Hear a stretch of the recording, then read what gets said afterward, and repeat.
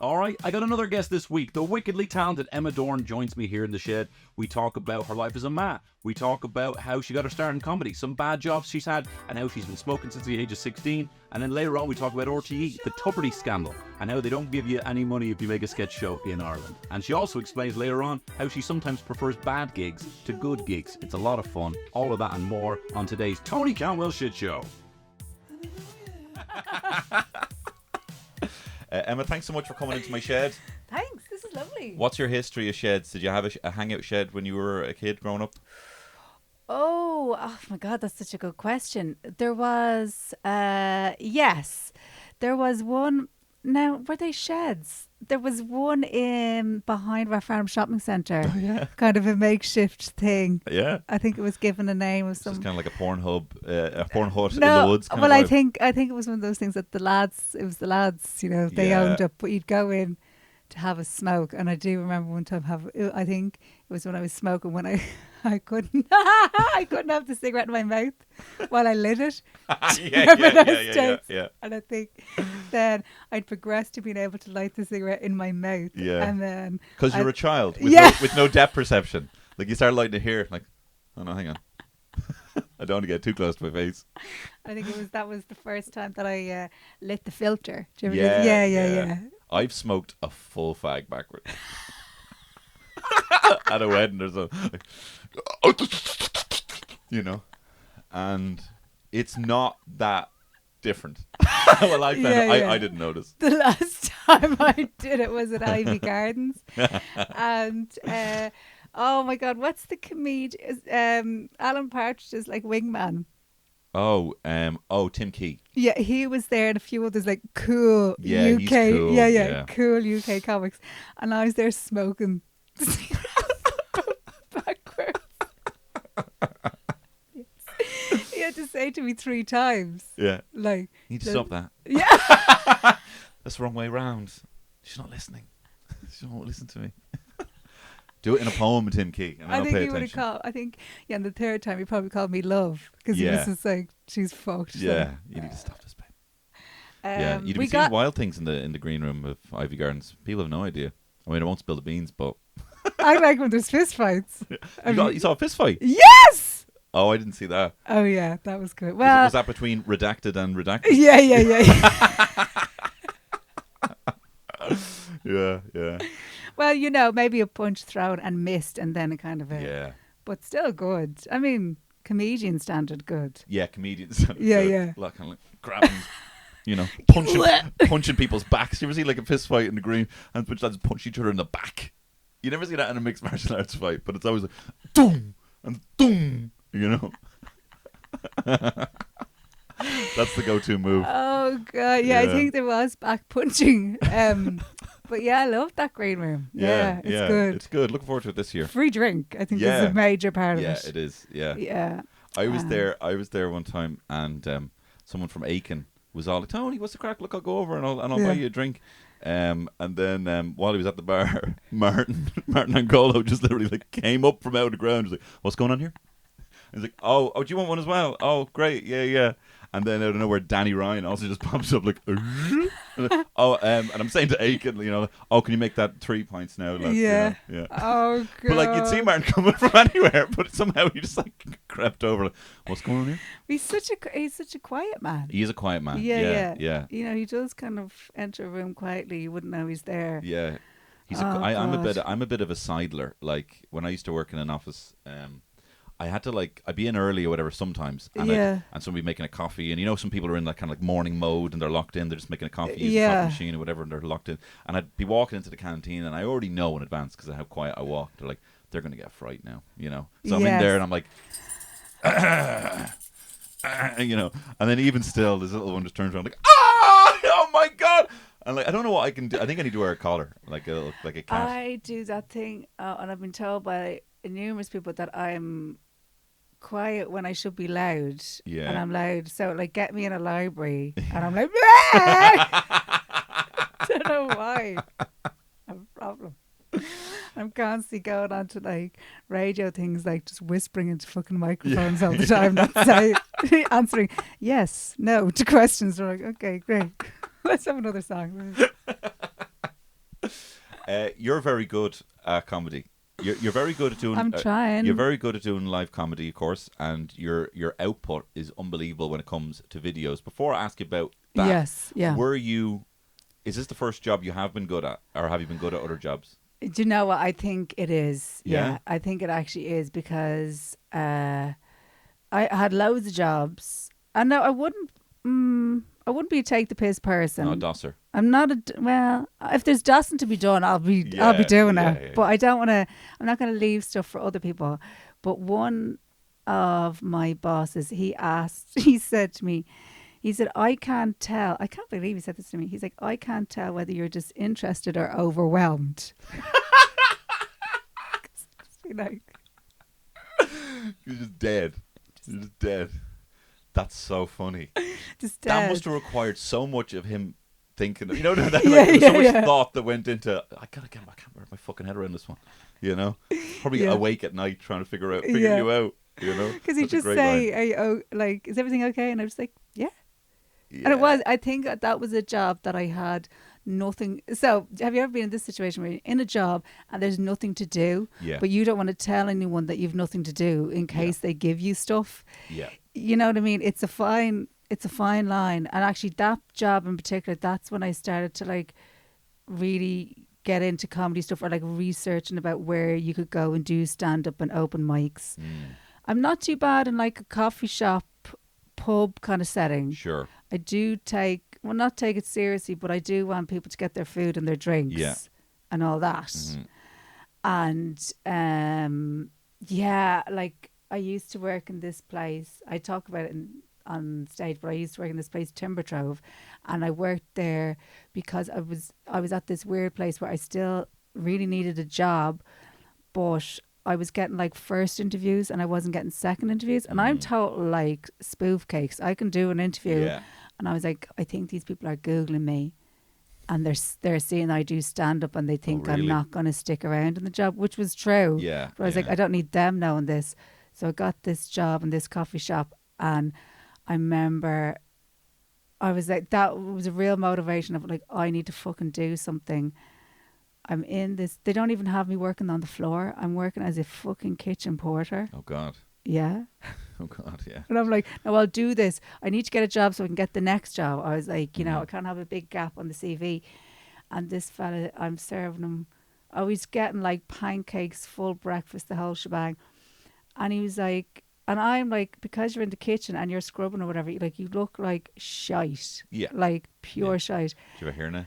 Oh, did I have hair that? No, because I wasn't even allowed to do with food. Okay. Do you know what I right, mean? Yeah. But every so often they would let me scurry out and pick up plates Good as for a you. treat. This fella goes, he goes, come here, you the one does them videos with Jen Hatton. No way. And I'm like, and I'm tidying up their plate. And I was like, yeah, that's me. He's like, no way. He's like, come here, get in the picture. And I'm like, I really don't want to get in the picture. Like, I know I look like a melting potato. And but I'm like, oh no, this is a nice thing. I was like, he wants to get a picture. And I'm like, oh no. I was like, oh, wait until I bring these plates back or whatever. And I was like, okay. And I can see the Owens in the coffee shop going, what the fuck's going on there with that little shit? And anyway, he takes the picture and I swear to God, it just goes click. And then he goes, can we get more ketchup for the table? Oh my God. And I was like, I have to figure this out. Yeah. It was so humiliating. Oh, and then I God. think other people were like, why did he want a picture of you? Yeah. And you're like, oh, I do comedy. What do you do? Anyway, can we get more? Get more ketchup. Oh, that's great. So like, yeah, loads of jobs. But I think as well, not even just the comedy, but I think with because I obviously didn't want a job, but I needed a job. I was constantly like trying to find jobs. Like I'd go on job study and I'd look for a job within 5 kilometers or less of my house. You know, this kind of thing. Yeah. But that's I think there's not enough jobs, or because work and culture is all about hustle and everyone tries to figure out, all right, well, as a company, why do we do it and all that shit. Like there's so much buy-in to be part of like the family where you work these days. Yeah. It's so hard just to be like, can we just not call a spade here? Like, I'm here to get paid.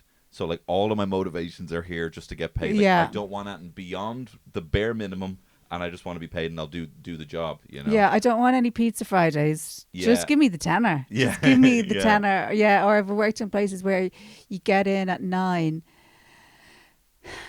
and you know, like on your first week or whatever, you're making sure to like boom get in on 9, and you're wearing like office clothes, and like you've washed your hair and all this shit, and you're like, well, I hope they like this week because it's Yeah. not going to be like this next week. But there's people in already, Yeah. and you're like, oh fuck, one of Yeah. these places. Yeah. And you're leaving, and there's still people there. Yeah. And you feel like shaking them and just going, what? They would get rid of you in a heartbeat if they needed Yeah. to, you fucking idiots. So this ketchup incident mustn't have been that long ago. No, not that long ago at all. I'm trying to think now. Well, maybe 4 years ago? Wouldn't have been 4 years ago, would it? Maybe 5. So I had a different job during lockdown, which I started before lockdown. So I was 6 months, then lockdown. I had pretty much the whole of lockdown-ish, and then another job before that for like 6 months. So not that, like, I had 3 kids, like I was, it was pretty. And then They were small then. weren't yeah, they? so they were, you see, because I was trying to get the thing of like somewhere local that would kind of be handy or whatever. And then I remember it just wasn't going to work either, because I asked for if I could like just go out the back because I was doing some phone interview on News Talk, and the atmosphere totally changed then, because I think people were like, oh, we thought she was one of us and she's off doing other Right, stuff. Okay, yeah. She's just using this as a stopgap. What annoys me is the fact that people act like that isn't the case, or that like Yeah, and a lot of jobs those have fucking jobs. high turnover for a reason, that people Yeah. move on, you know. But Oh, the idea of yeah. like this fucking illusion that like, no, you're gonna hear, you know, it does not get like boring for like middle managers to be like, you know, all right, well look, you gotta go, you know, like every week, you know, just fucking like that's what it is. Be like, look, you'll be here for a while. Hopefully you have a good time. Hopefully, you know, you make some money, and you know. I know, but you Just get doesn't work that sucked way. in. Because I remember when I quit, they're like, what's bank holiday weekend this weekend? And I was like, oh no, well, like, I'll work that. Like, why the fuck did I say that? Oh no, I wouldn't leave his hanging. God, no, I wouldn't leave you hanging. Fuck's sake. It is hard though when you have to just. You ever have it like to send one of those texts like where you quit something or you cancel a plan and you just throw your phone across the room and you can't look at it, you know? I had to do one of those recently. Oh, cancel plans. Well, I had to cancel like an appearance on something. And Okay. It was a pure like very short notice. Like and just I'm cancelled it not via too bad, but so you cancel like work things like comedy. email. Yeah. I don't tend to do that. I don't do it often. I don't do that, but I do it with social things. Yeah. Like, okay, this is bad, but I've cancelled like on weddings. And which notice? Week out. Jesus. That's evil. I know. That is evil. That's great. And it would But I only bet be you just like, felt fucking amazing after. I did, and it would just be a case of like, oh, stress me out because I'm gonna have to bring the kids to my mum's and yeah. and it's Oh, you've a good that. excuse though, yeah. No, but it's not a real excuse. Do you know what I mean? It's just like, fuck off, I can't be I arsed. know. No, I don't know. I feel with the kids like that. It's like I put up with enough fucking stress that I feel like I've got a pretty good excuse. And and maybe if Yeah. it isn't a good enough excuse with the kid, if it's something where like the kids, like it's actually a faff with the kids, so I will cancel. I don't feel that. Yeah, I'm terrible at cancelling social events. Like, I hope people know it's not that I don't love them, but I just sometimes I do just want to sit on my phone and scroll mindlessly and vape. Yeah. Do you know, just like yeah, TV blaring, double phone, screening. yeah, it's phone blaring. I just love it. genuinely like, and I really, because there's a lot of, there's so much shit talk about looking at your phone all the time, but sometimes I just sit there like 8 Yeah. o'clock and kids are asleep. I'm just like, this is a lot of shite. Watching like satisfying videos of watermelons being cut. I'm like, Yeah, you know, it's nice. it's nice. I do. Ella did say to me she was doing an exam for college in her room. She was doing it online, and she did come into me recently, like big head in her, and she was like, "Sorry, can you use headphones or something? Like you're blaring TikToks." But I was so in the zone. I was probably do that thing. I'm wearing headphones, but I haven't realised they're not connected because I'm just so in the zone. Why is that louder? just in a cloud of vape. And you're just Yeah. like, fuck's sake, will you just... Oh, sorry. Have you been into nicotine since smoking in the shed up to now? Oh, yeah. It's bad. It's Yeah. bad. It's my one true, it's bad. So I started smoking when... Okay, me and a friend of mine, we broke the pledge. Oh yeah. Yeah, broke the pledge. Let's Yeah. break it. Because as well, my dad pissed me off at the time because I wanted to take it to 16. I said 16 in my mind to God. Yeah. And but I he thought was I just wanted like, to no, close the fucking door. And I was like, fuck you. So me and this girl, we were, look at me not even naming her as if like I'm going to get into trouble now. Sorry, we can bleep it. Yeah, keep her. Yeah. Isabel Brennan. Okay. But I think I had smoked before that, like, because both my parents smoked. I had very easy access to cigarettes. My mum was more on top of how many she was smoking. She was suck up blue. Right. She wouldn't smoke a full pack a day. My dad was B&H and he was just smoking up a storm. Yeah. He was like, I'd watch him, he'd have a smoke and there'd be a full end on it and he'd fuck it away. He was just like, Yeah. in fairness now, he was like a fucking cowboy with the smokes. He was Yeah, just yeah. like mad for them. So I used to like have the odd dragon one in an ashtray just for the crack. Like, Yeah. So we broke the pledge. That was a bit of crack. And she had a load of brothers. She had 9 brothers, so she could go and nick. Not all of them smoked, but a good few of them smoked. And so she could nick smokes, very handy. And then I always said to her, I was like, I don't want to get addicted because I had started to see my mum trying to give up. And then gradually, when we got into first year, I started smoking. I was smoking for a while. And then this girl, Fiona Dempsey, says to me, we were walking through the boys' school one day, and she's like, it's a waste of smoke. You're not even inhaling. And I was mortified because I was able to exhale out of my nose. But indeed, I was not inhaling. I was, Yeah. But I bet you look cool as fuck. But I went home then. I went up to the attic in the house. I think my brother must have been doing the J1 or something. I kind of had like free reign of the attic. And I went up there and I taught myself how to inhale. And I still remember to this day, the first time I inhaled, I thought I was going to fucking collapse. I was just like... That's what she was talking about. I was like, I'm dizzy, I'm sweaty as. Yeah. But yeah, I used to smoke everywhere. Smoke in my room. My mum went round to the Topaz at the time to tell them to stop selling me smokes. Right. I was mad for the smokes. And when I was a kid... Was it 16 back then? Yeah, I was 16. So that meant any age, really. Yeah, because yeah, no yeah. 16-year-old has ID. And it would kind of be a case of, she looks old enough. Do you know Yeah, what I mean? yeah. Or sometimes what you might do is you might buy a lighter to make them think, oh, okay, she's the real deal. She's not... She knows the accoutrement. Yeah, she's not, Yeah. cheaping out on matches or whatever. But I was smoking John Player Blue. Jesus. And I remember I used to come home from school. A lot of time I had to run upstairs straight into my bedroom to have a coughing fit into my pillow. You really put a lot into this. Like, you are hardworking. My mum- Hardworking smoker. My mom said to me, she's like, Emma, she's like, she got to say, like, Jesus Christ, if you're going to smoke, just not the John Player Blue. She's like, not the John, they'll just tear the lungs out of you. Yeah. Not the John Player Blue. So I was like, okay, so... What you get, John? Silk cut silver? I know I couldn't do them, the ultras. Yeah. Laura Breen smoked them. And you'd ask her for a smoke and she'd give you an ultra. You just like, oh, for fuck's sake, What were Laura. the ones that had the kind of pinholes in them that you... That was ultra. That was ultras, And yeah. you'd have to... You could break it off then and have a small filter. Yeah. The blue did, but the ones on the ultras, the holes were really big. And but yeah, like I was defo smoking in school. We had the boiler where we used to go out and smoke, the bush. I'd always have smokes, but the odd time, you know the way you had ends. Well, no, you'd afters, good ends, scabby last drags, hand pull. Yeah. Where you'd hold it for somebody at your cigarette. Yeah. Well, there, that's enough.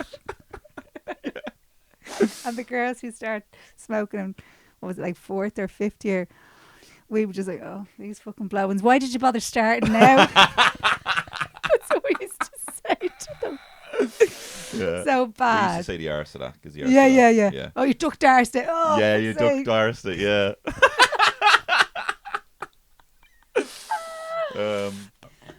Sorry, that's my John Player Blue cough there. That's good. I remember, but I know what you mean when you say things as a kid and you don't know what they are. I used to call, when I was young, I used to call my brother a rugby bugger. A rugby booger. Yeah. And I would like, oh, no, you're rugger booger. Rugger booger. Okay. But I didn't know what that meant. I don't know what that means. That means somebody who plays rugby. Oh, yeah. Who is... Yeah. Yeah. But I didn't know that part of it. Yeah. I used to call people queer. I had no idea what it meant. I was like, oh, yeah, you're queer. You're like, Yeah. You just didn't know. No, I actually think queer was one I used like flippantly without knowing. Yeah, like it sounds like a fun word. Definitely, I thought queer. It's a bit weird. Weirdo. A weird. Yeah, that's what my understanding of it was. Yeah. And then I think somebody took me aside when I was like 10 or something. And I was like, oh, okay. Yeah. No idea. Oh yeah, and so this was another slag. Yeah, maybe no. I'm trying to think. So people used to call each other slappers. Yeah, that was fine. But then people used to call people a capper. Yeah. And then people used to call people a slapper capper. Wow. Wow, that's a big one. That's a big one. Yeah, it's great they don't anymore. It's great they don't anymore. So you're basically saying you're a promiscuous person with learning disabilities. What the fuck? Pretty loaded. It's like 11-year-olds going around, oh, you're just a slapper capper. But it doesn't mean that then. It just is like, what can I say now as big to deflect to move on? Yeah. Oh, no. Thing, it just you'd no idea what you were saying. And looking back then of smoking at that age, like, were you cooler? Like, were you fucking cooler? Because obviously everyone probably thought you were cooler because I know my wife, she's like, oh, the cool girls would smoke by the thing, Yeah. behind the shed or whatever, But looking back, do you think you were fucking cooler? I think we kind of were. Do you know what I mean? Yeah, you don't want to encourage. You don't encourage. Well, no, there was different degrees. There was the people who had the 20 boxes from a very young age. Yeah, wow. And you were just like, okay, that's hard. Like, that's hardcore. Yeah. I suppose you were doing that thing though. You were constantly like dancing the line around like rules and stuff. So yeah, when you were a kid, the people who are the bigger risk takers are probably the cool people, aren't they? I think that's kind of what it is. Yeah. I don't know what it is as an adult, but I don't know. But yeah, I think that's. But no, like there was plenty of. I'd say I was probably like in the middle. You know what I mean?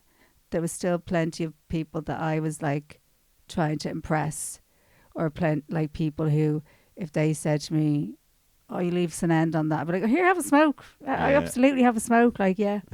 That's pretty cool. People who play sport now are cool. Like, it's gone full circle, Oh, I did play sport as well. You did? Yeah. That's very cool. That's very well rounded. Like, you got the danger and you got the good. I only played stuff in school. I was never in like clubs or anything, but I did really enjoy sport. But then like now sometimes in a girls' school, if they haven't got like a big history of sport and they see you're good at one thing or you like one thing, they try and sign you up into everything then. And it's great because you do get off school then for like a half day or whatever. And they got me to do cross country running, and I'm not. I'm a sprinter, or you know what I mean, like middle. I'm not like a long distance runner, like the size of me. Like you just know by looking at me. And I went to cross country running, and we didn't know how to like warm up or any like. Yeah. I'm not joking. Like this is true. We 100% had a smoke before we did cross country, and I puked. We went to Santry. Yeah. And like our warm up was a smoke, so we weren't like, you know the way now did they just assume you would know how to do it? Like, was there any training or anything like that? I think they were just like, we're out here, we're representing the school, we've shown up. I think that was That's where it begins and ends. Yeah. But we never warmed up or anything like. They were, like, you know the way now when kids are into like, or like teenagers are into sport, they know about like nutrition and like going to the gym and all that kind of stuff. No, like I don't know if anyone who was doing that. The thing that we used to get freaked out about is when we'd go to Santry and we would go in like our O'Neill's, and then the schools that had like the girls that were in running clubs and stuff, we would know if we weren't getting through to the next round because if you were in a race with the girls in the knicker shorts who had their own kit. Yeah. We're like, oh, Snicker shorts. Or they had the spikes, you know, like the runners. Oh yeah. I think yeah, one yeah. person had spikes and we kind of would share them around or whatever. But like, it's not that we were like You get poverty the left stricken. foot. We she'll just get the right weren't. foot. We just weren't bothered. We weren't that, you know, Yeah. enough into it. But yeah, the knicker shorts. We were always just like, oh fuck. But it was a nice day out. So I did like sport, but I was never. I'm trying to think now if I was ever in a club. No, I wasn't in a club. My parents kind of left it. They, in fairness to them now, they weren't those kind of people that would like. Well, they absolutely no interest in GA anyway, so they weren't GA parents. But they never like pushed anyone into doing anything. I think my brothers had to do piano for a little while when they were younger, and that was such a shit show. I think they just hated it. They were just there. So I think from what a thing to force someone to do. Like, what a thing just to be like, practice that, being like, I don't fucking hear what's good about it, you know?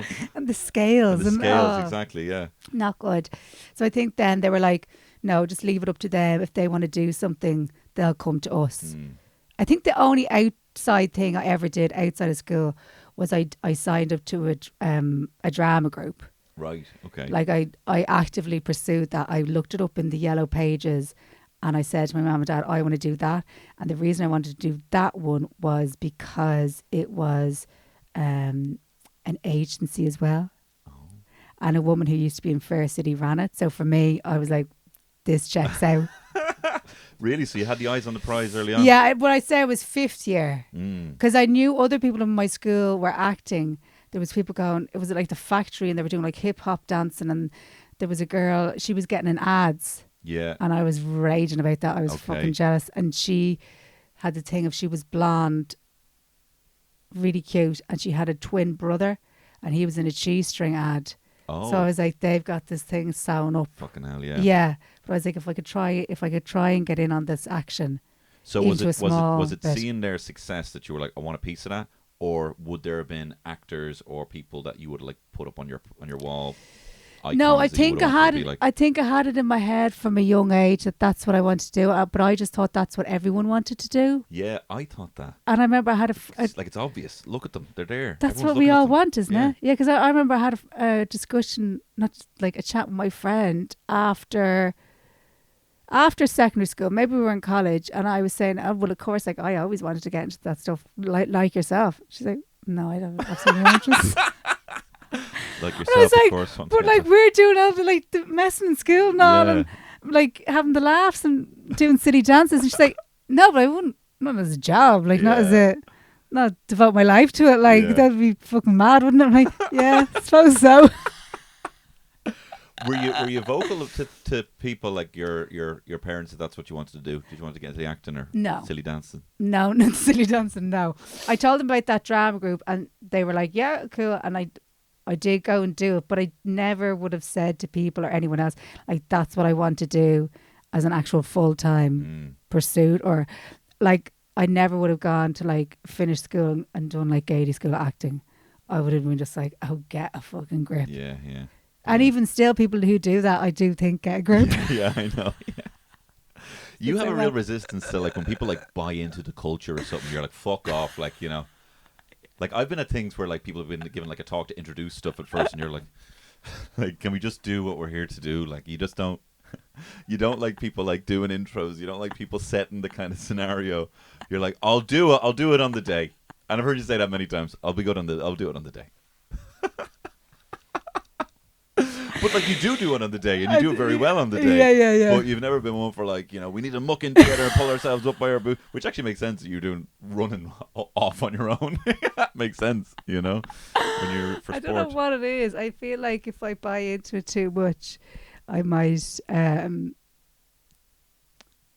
disappear my own arse or something. Yeah, you know what I mean? Yeah. I don't know. I don't know what it is, but I was very resistant to any. I always just wanted to be like a non-conformist. Like I never wanted to be part of a team, like play team sports. I never wanted to kind of, you know, like it was only till I got into my 20s and I ended up working in sales, and I had an actual good boss to be like, look, you're actually good at this, and you add something to the team. Okay, so you enjoyed it, did you? I enjoyed it when I got to that stage, you know. But before then, I would have been like, no, I'm not going to be on any ladder. You know, I don't want to. You know, I don't want to be at the bottom rung of any kind of team ladder or anything like that. You know. So you didn't do team sports? Didn't do any sports. Okay. Always forget my PE gear. And I remember one time we had this Croatian kickboxer guy in transition year, and I would have actually liked to do kickboxing, but the habits were ingrained. I didn't. Yes. I forgot my gear and had excuses every week. It was too late now. Yeah, it was too late to actually muck in, and I remember he was all like, "You don't have your gear. Okay, you sit over there." And then we had people running around, and he was like, "Let's do a lap and look at the sissy girl." No. It's the sissy girl. Let's go around one more time and have a look at the sissy girl. Oh, were you sitting there on your own? And I was like, yeah, and someone else had Oh my God. But, I don't know. It's just when you're a kid and you're like, I kind of have this stubbornness thing down that even if I wanted to do it now, I've kind of made my bed. You know? You kind of make these decisions when you're a kid. Like, no, I'm just not that person. I'm just not like that. And yes. I'm not willing to think, change. Do you know what? I know what you mean. I think early on I had decided that some of the people that I had met along the way that had been involved in drama schools, I didn't want to be one of those people. Yeah. I would have described I would have thought that they were like snooty or snooty and kind of weird. Yeah. Do you know? Not Cheese String and the twin brother and everything, but like all right, Cheese String. Sorry, in the fucking telly last night, Cheese String. Oh, flipping and all sorts. It was a great ad. Yeah. But I think I just didn't want to be one of those. I suppose I was like, why as a child was I concerned about being a lovey? I think it was like I didn't want to be a lovey, that I wanted to be still like, no, like grounded in some sort of reality. Yeah. I don't know. I think it's because I never wanted to fully embrace it because here we are. Yeah. Never wanted to fully embrace it because I never thought I'd be fully a part of it. Yeah. Always had to be ready to like step back into like a shit job. Yeah, that totally resonates with me. Yeah. And it's weird the things that you it's weird the kind of psychology that you only unpack as an adult sometimes when you kind of see it in other people. But like, I would have been like, that's a group I would like to be in. Oh, they probably would think I'm shit. I know I'm convinced they think I'm shit. Well, do you know what? I think they're shit. Yes. I know I dislike them, and you don't really analyze these things. You just keep building on your kind of rule set for life. Yeah. Like, well, that's because of that, and that's because of that. And then you actually look at the foundations and being like, oh no, I should have just joined the club. It probably would have been really nice, just because they had something that I didn't try for, That's all. Like, I even had this bad attitude with RTE recently. I was driving by Montrose, and I flipped off RTE. This is before the tub shit. And I flipped off RTE. And my wife was like, why'd you do that? And I was like, I don't know. I just haven't made that with them yet. And she was like, but you've never like put a proposal together. Like you've never like presented anything to them, And I'm like, oh yeah. I know. It's but funny, I was buying into this kind of, And as well, like when you think of like RTE or those kind of places, you just think of it as this big thing, not like all the individual components involved in that thing. Or like, yeah. You just picture D Forbes with like, a green stamp and a red stamp. Like, Cantwell. Oh yeah, I'd have it in my head about certain like clubs or people or whatever. But it's basically I've gotten a sniff, I think, that they're not into what I'm selling or whatever. Sure. And then I'm whatever. Yeah. So. Yeah. I think this will have come out a few weeks after, so I don't know what the current state of the situation is. This is just within the week of everything kind of coming out.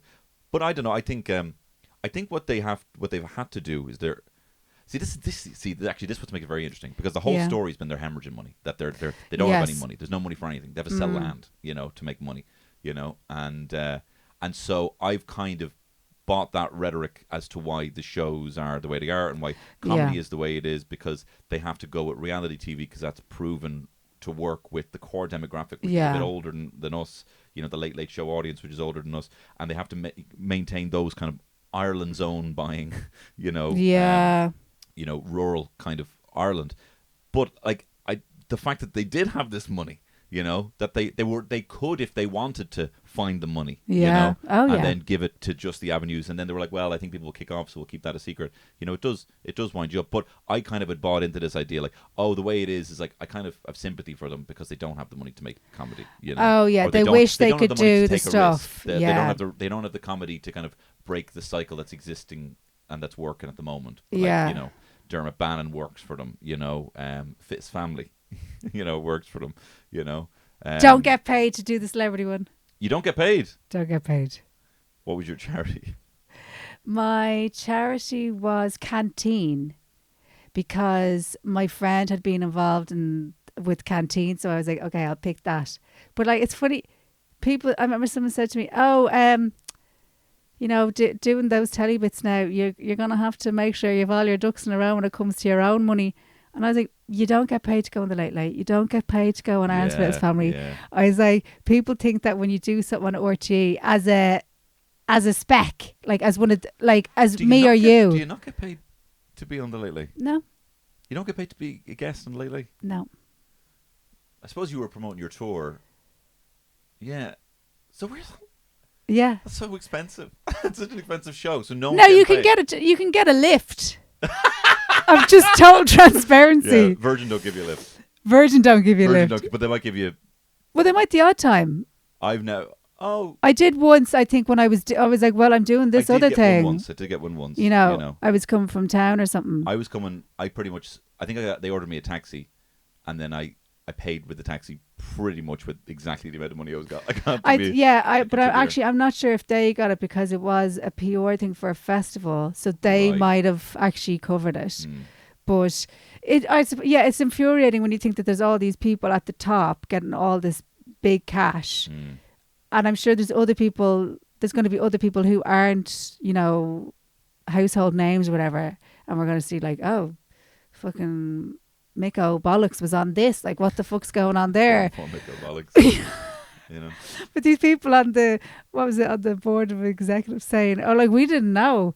It's like, that's not an excuse. Like, how could you not have known? The fact that you don't know is probably even worse than knowing. But like, it was a scheme. It was a scheme created that would have had to have a lot of people, involved in it. And I've seen people. I heard on the radio today someone saying, RTE is a very well-run organisation, and I worry now people are going to come for RTE and try and rapidly change, things. But I think that's what's fucking necessary. Yeah. He was saying that, like, no, we shouldn't try and change everything about it. I don't think they should be defunded. I still think people should pay their licence fee, even though I've been evasive in previous years. They don't wear suits anymore. They make it very fucking hard for you, And I'm like, hey, when did you move in?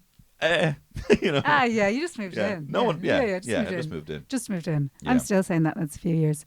But I do feel sorry for like the researchers and stuff, and because they're the people that really keep the shows going anyway. Like the toy show, right? Yeah. Like, when people want to talk about what the reality of TV and film is, it's people in their car that's a bit bigger than the other cars with all the fucking props in the back seat, picking them up from some kipping at 11 o'clock at night. And like, these people they're not getting paid for the extra hours, but they know that they're prop masters and they have to have the props in. Like, that's the reality, and that's exactly where that money should be going. Like, the reality of TV is, completely underpaid freelancers with their car full of shite. Like, that is what the actual backbone of TV and film is in Ireland, And everyone is in it because they have to be 100% committed, passionate, whatever about it. Like, there's no one in any of those kind of jobs that's like, I don't know, like, I'm just not really into this. Like, they have to be into it, because to do it, and like, for the shit money.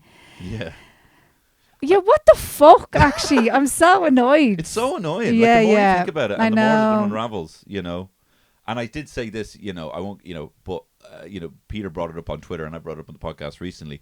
Me and him were asked to do No Worries If Not. To do one sketch. And it was €200, to write and to star in that. And I have no issue with the producers of the show or anything like that. Yeah. But just the budget they were allocated to get the talent that they did, and this whole argument that Ryan Tubridy was someone that we could have lost to the UK if they didn't match that salary. Like, what about every single person in that show who came with their own audience, even you guys, and promoted it yourselves, And I don't know what you guys were paid, but, I know. See, I could say, because I did say it to you, but then I'm like, I don't want to say it because I know everyone got the same. Yeah. So in case other people don't want it out there, but if you see me on the street, I'll fucking tell you.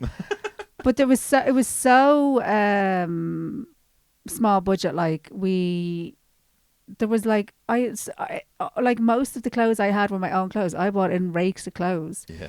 I think we had makeup when we had like a zombie thing where we're like kind of made up, like, it was like Halloween-y kind of, but like all the other days you're doing your own makeup and your own hair. Yeah. And like, I noticed some people were like, yeah, well, isn't that fucking grand for you?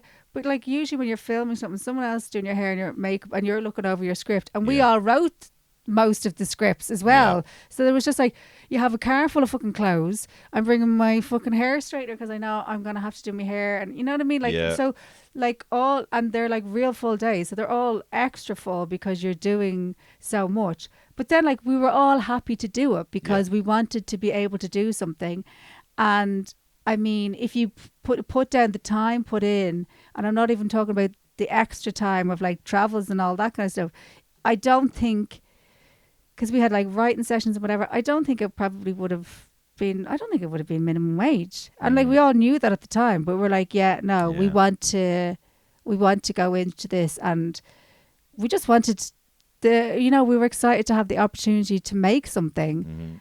And I stand by that. But when you see all of this stuff now, you're just kind of going like, what the fuck? But like, if there had been a scheme to directly, and not even us get more money, but just if there had been more money for extra filming days, or you know what I mean, that you could have done, like you could have gotten cooler locations, and just to make the thing better. It's not even about like the cash in your hand, you know what I mean? Yeah. But even if, like, say the scheme that they did for Tubbs of, getting a sponsor, and that sponsor's directly paying essentially the top up. To have something like that directly for to have something like that was directly for the show, to get like a sponsor or like one of the marketing execs to get something for this show that has the biggest Irish comedy sketch talents, like that's not, like, if they're going to do a scheme for Tubbs, they could have done a scheme for the show and had you guys better paid, I mean, I don't think you guys, like, this goes completely against their whole defense of well, we want to keep Tubbs here. Like, what about the actual future of Irish comedy, which was on that show? There was no investment.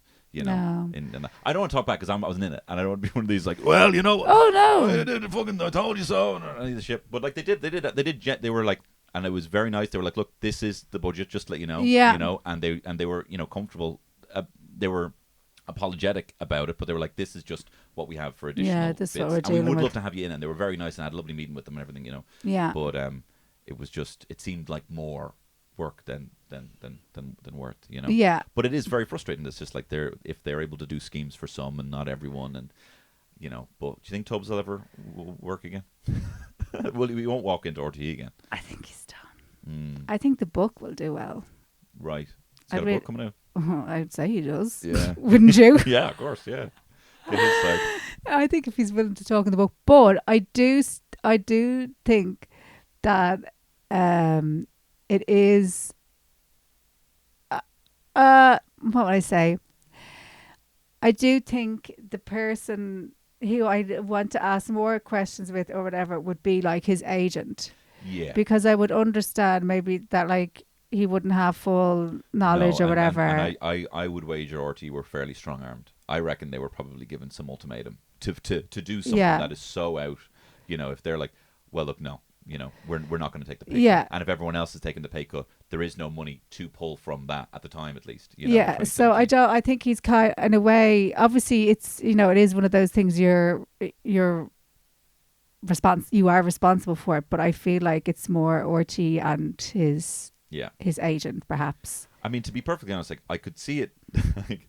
I could see it happening. Like, and it's so not. I'm sure. Like if I was in that situation, and it was just like, look, we're going to do this, and we're going to have a sponsor brought in, and if the agent was like, I think you deserve more, I mean, I probably would take the pay cut if everyone else is taking the pay cut. Yeah. Everyone is taking the pay cut and the amount of money that it was, but if the agent's like, no, don't worry, you don't have to take a pay cut. You don't know what those kind of conversations are like. I can see how an email that's like, oh, well, this seems like it solves all my problems and I don't have to do anything and I don't have to take a pay cut, Yeah. I can see how that can happen.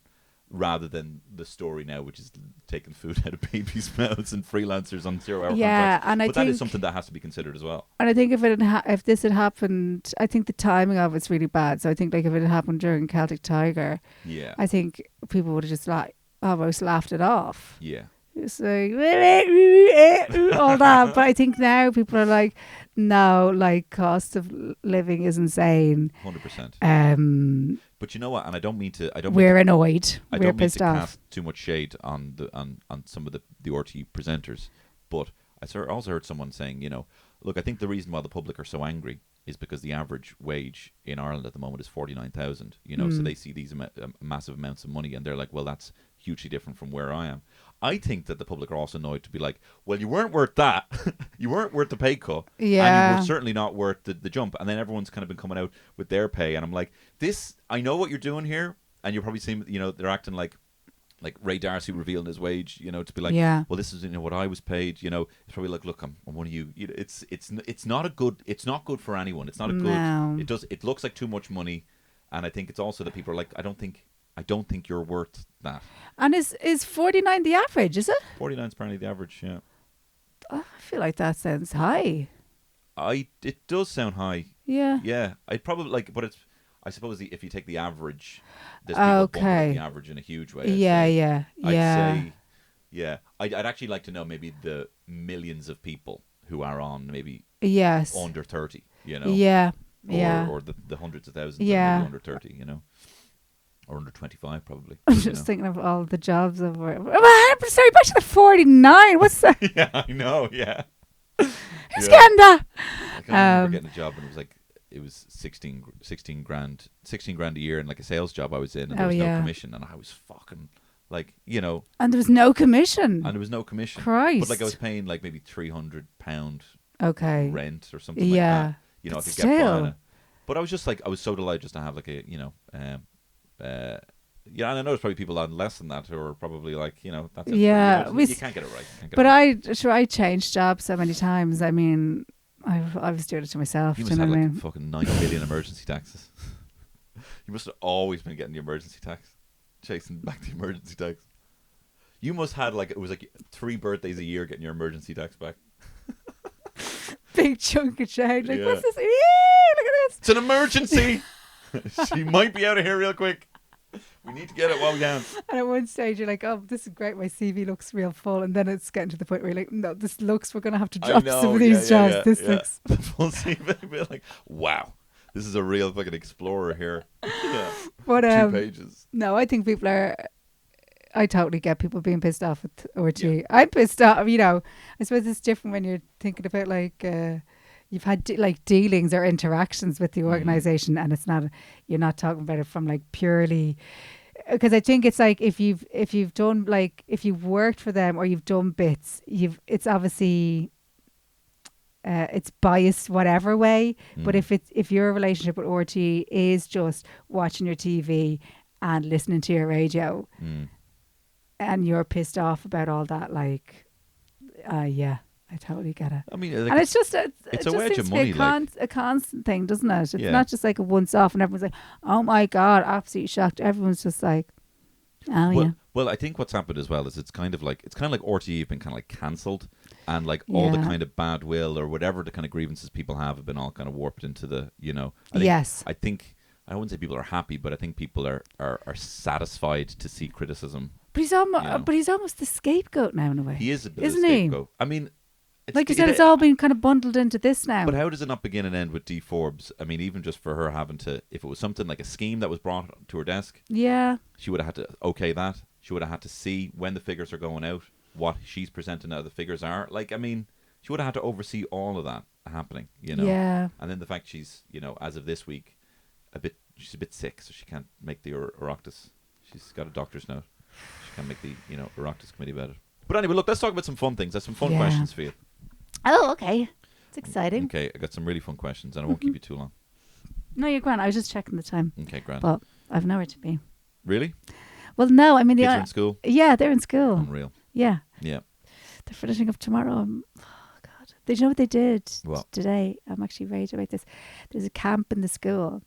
And I said, they did it last year. And they enjoyed it, like. And I said, well, when you get the note about the camp, like, give it to me.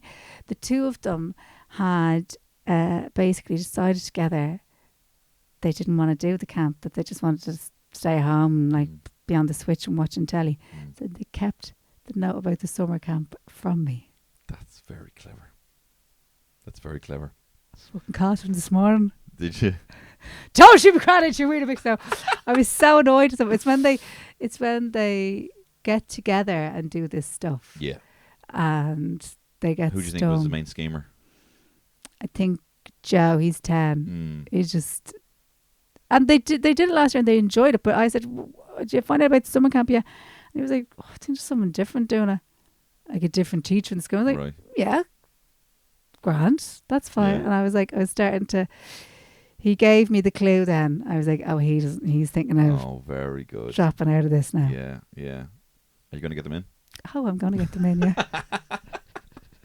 They're going in now. All right, got some quick questions for you. Oh, yeah. What is the craziest / maddest thing you've ever witnessed, either at a disco or a wedding? Disco or wedding? Oh, I'd say probably disco. It's only just been like people riding and all that kind of thing. Yeah. I would say at a wedding, probably the craziest thing I saw was it was the groom's second time being married, and the best man and the groomsman did speeches, really, really long speeches, and they referred to the ex-wife so many times. It was insane. It was. I think that's probably the craziest thing. Yeah. I don't obviously want to go into all that, but it was just like they had met each other at that time. So all their like kind of core memories as mates was when he was married to this ex. Yeah. It's not great. And long speeches, like you know what I mean, long speeches. See, we had speeches at our wedding, and my wife was like, I want to cap these at 3 minutes. I want to cap the speeches at 3 minutes ahead. And I was very against that because I love all wedding speeches, and I feel like people should endure the long ones. Yeah. Because I feel like this is the literally once in a lifetime opportunity for sometimes to even say an emotion, to the rest of the family, which I find very important. Yeah, no, I'm the same. I love the speeches. Yeah, and I buy into it. I'm like, I'm such a little fucking piece of shit. Yeah. I go up to the person after, and I think it's a big deal that I go up and tell them. I thought that was great. If anyone gives a shit. Yeah. But that's how I insert myself into that. Kind of about me, actually. Have you had any weird supernatural experiences? Any ghosties? No, I wish I had, though. I did have this great memory from when I was a kid. I was really into the fairies when I was a kid. Unreal, yeah. I had like correspondence with them. They used to leave me letters. I used to write letters back. Unreal. Loved it. Yeah. I loved it. So when I was about 5, there was this memory that the fairies were outside the bedroom window and they were all fluttering around, and it was amazing.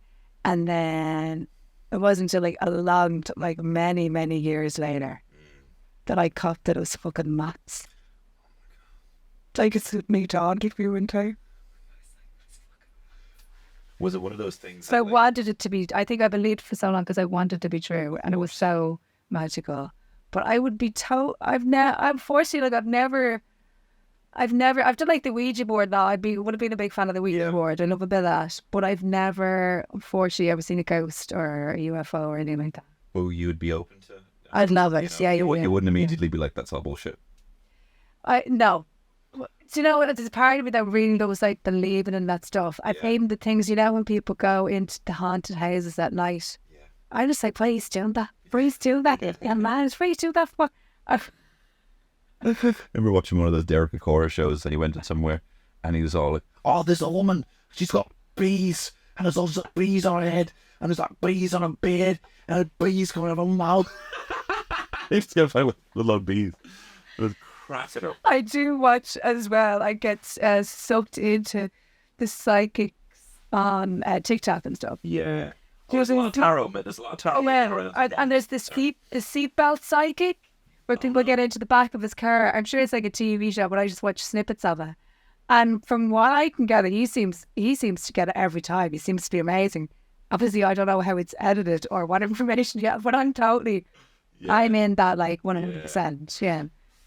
Is that what's has your interest in kind of clairvoyance inspired your magic? At least so. Or like even like my fetish would say, if either like who out of us would be most likely to join a cult? She's hands 100% it would be you. Yeah. Like you have that thing where you still want to like believe and stuff. Yeah.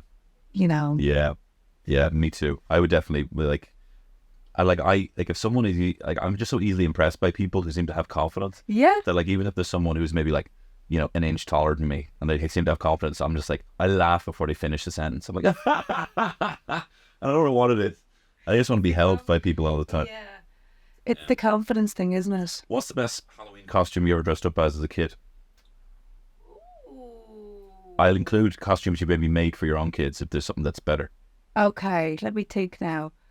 Oh, well, yeah, I'd say as a kid, I used to have this thing. I used to dress up as a lady for years. Lady? A lady.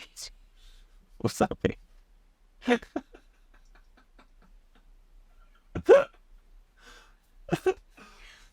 it mean? A lady. Did you ever watch? I want to be a lady for Halloween.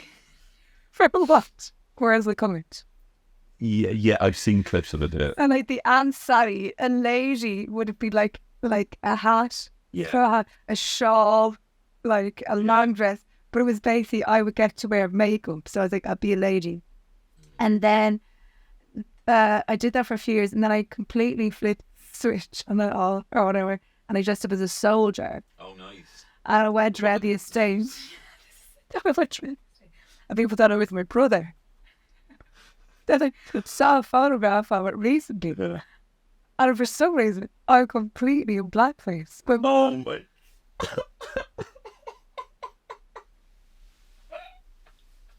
my. Soldier. Let us salute the soldier. now when you look back at it, it looks... Did she take a balaclava on you? No, she didn't. No, I think, no, she put like... She wouldn't have... Like G.I. Joe, kind of like. Yeah, but it was like, it was very bronze. So it was kind of, I think I shared online, but were like, which dictator are you? Like, it was just like, it was very fun. I think the best one for my kids, one year I remember Ella was a spider. And it was really like, do you know that thing of The Simpsons when is Marge working and Lisa dresses up as a state? Florida. Yeah, it's Florida. Yeah. There's a bit like, that was made out of like tights and stuff. But she was happy out. Yeah. She did it together. Yeah. Or I love it as she went to school and everyone was like fucking princesses, like Cinderella and everything. And she's coming in this big black spider. But did you have that thing where the arms and they were hanging off the one arm? Yeah, that's But great. then everyone was like, oh, that's cool because I think nobody made their costume. Oh, actually, and in fairness, shout out to my mum. She was great at costumes. She had me, I was dressed up before as she would make things for plays and stuff.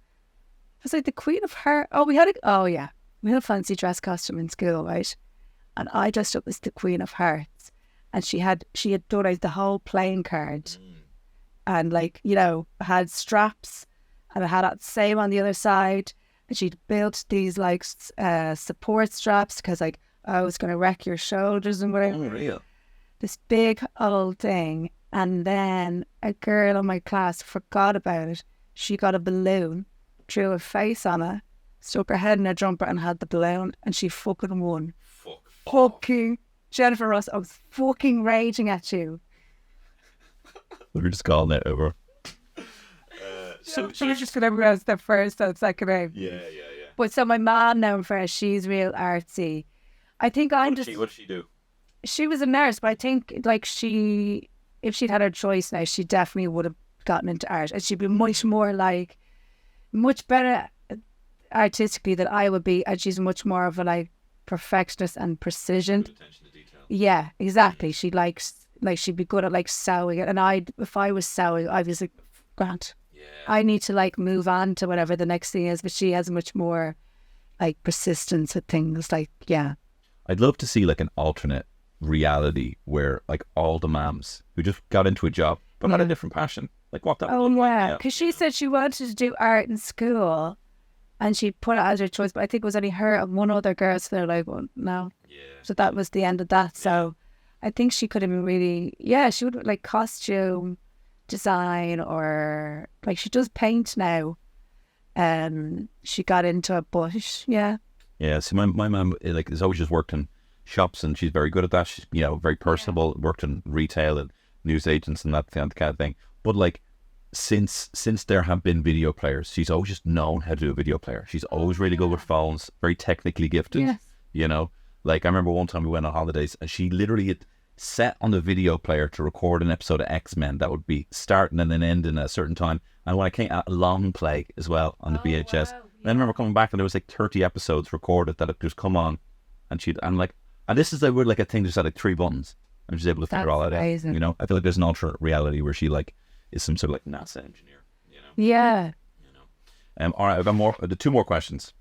That's really okay. That's really interesting about your mum. Oh, she's very good at that. She's very good at all that kind of. She always goes over to like her sisters to like set anything up. If there's an app that has to be set up, if there's flights have to be booked.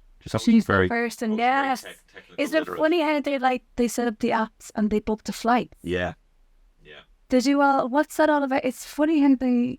Yeah, my she's also very good at Tetris. Like I remember, like when my brother got a Game Boy, like you had to pry it in my ma's hands for the Tetris.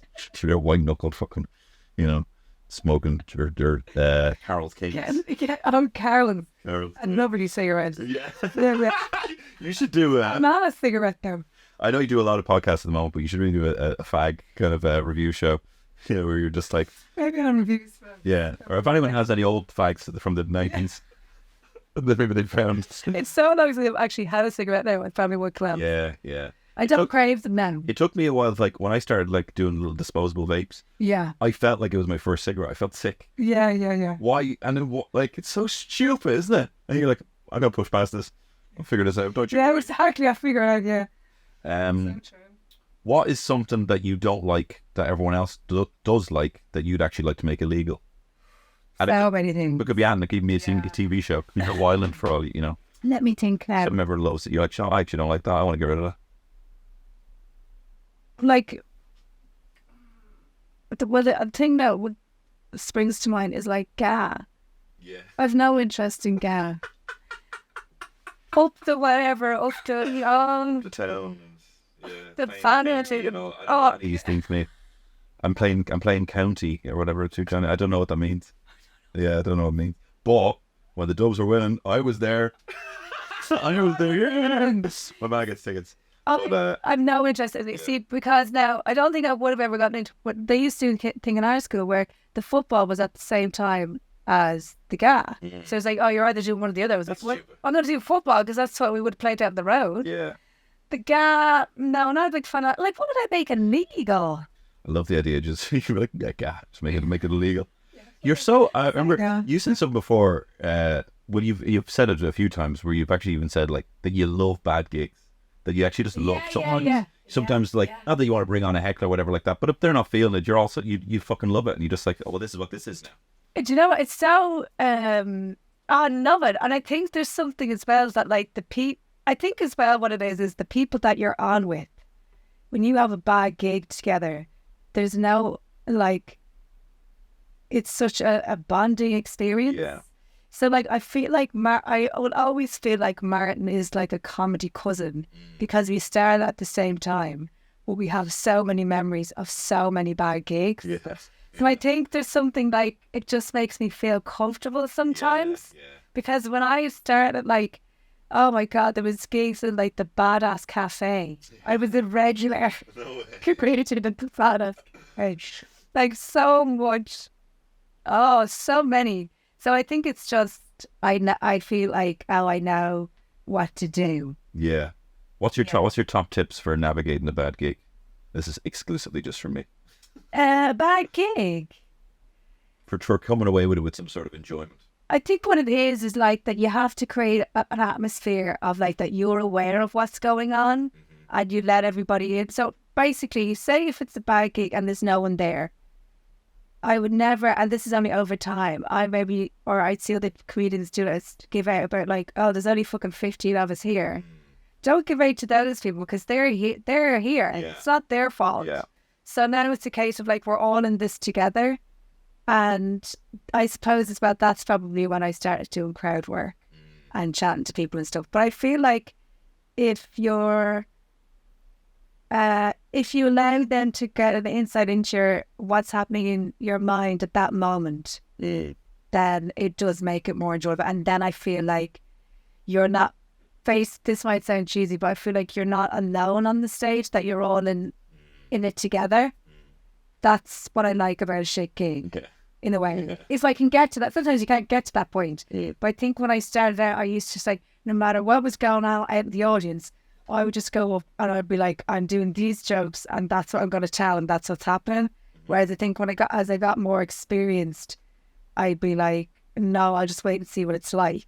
So I'm kind of like more open to like reading them and seeing what's going on with them. I think that's what thinking is. So you would have that, so you wouldn't have a set list going there, or you would? No, a lot of the time I wouldn't.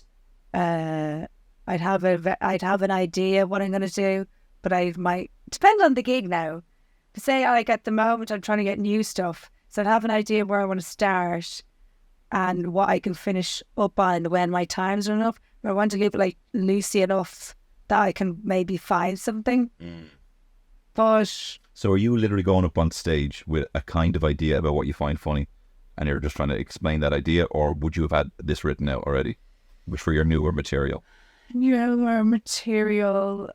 Sometimes I'd have like the bullet points out, and then I would add other bits where I was like, and I still haven't figured it out, but I knew I had something funny about text from your mom, and I haven't found the punchline, or what that is, but I keep like saying it because I'm like, I feel like if I will find it, but I feel like it's one of those that I'll only find on stage for some reason, whatever it is.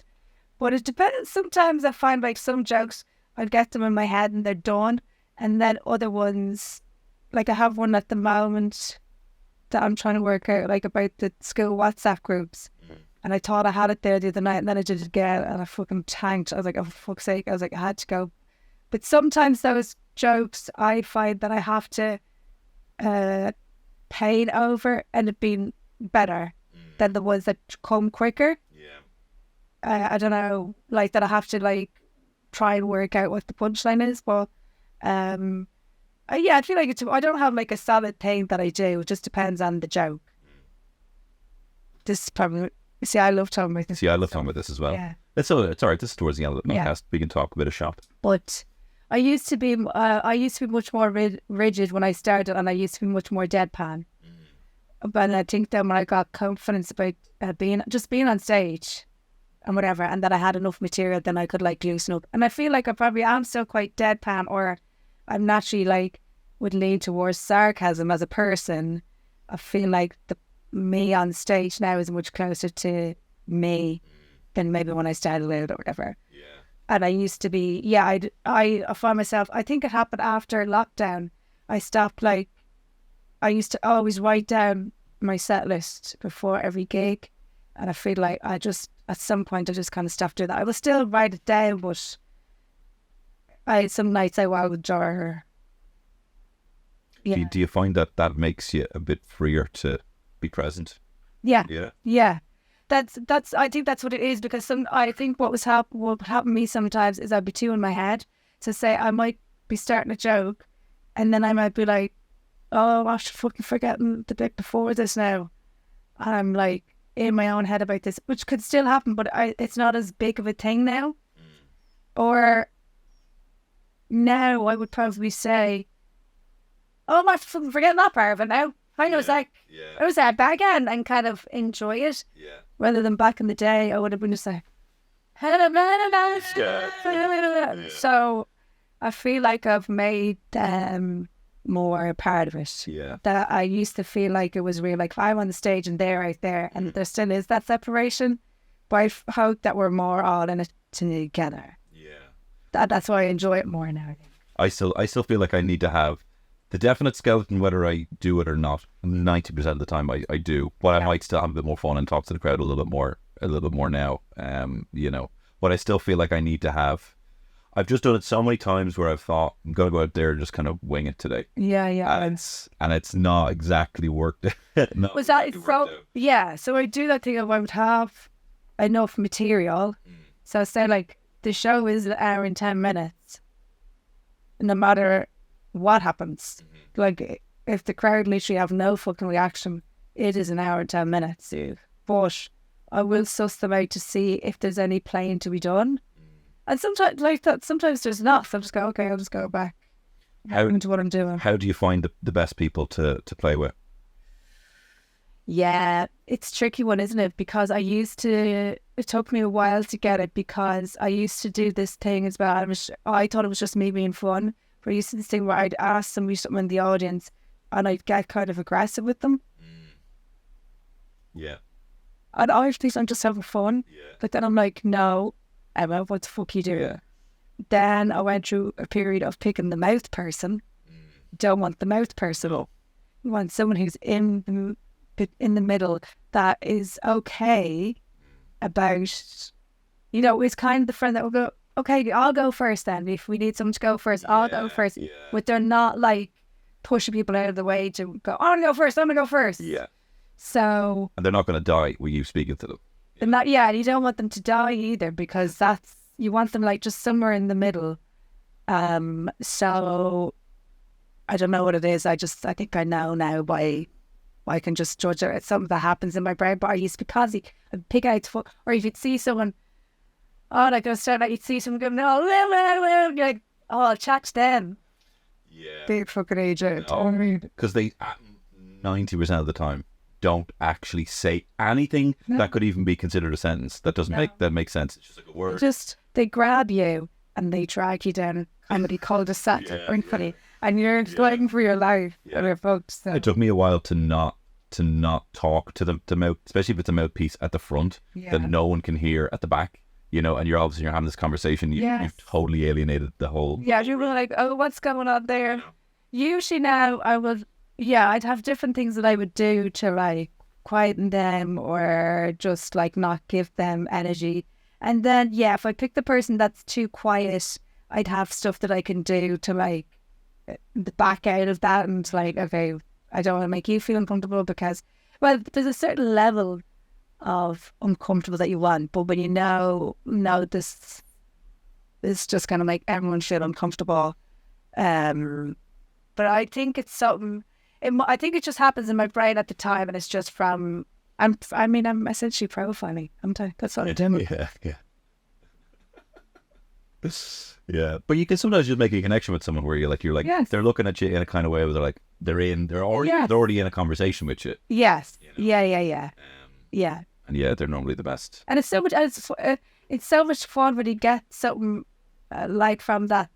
It's so much fun for everyone and for you. And I feel even like you can't recapture that. Like if you watch it back or whatever, like it's never, you know. Yeah. I mean, I don't know. Like there's nothing like we don't about that in it, but the energy that gives at the time. But then, like, I would still go out and do gigs and just like, I'm going to do my set now. Or like, so it just depends. Yeah.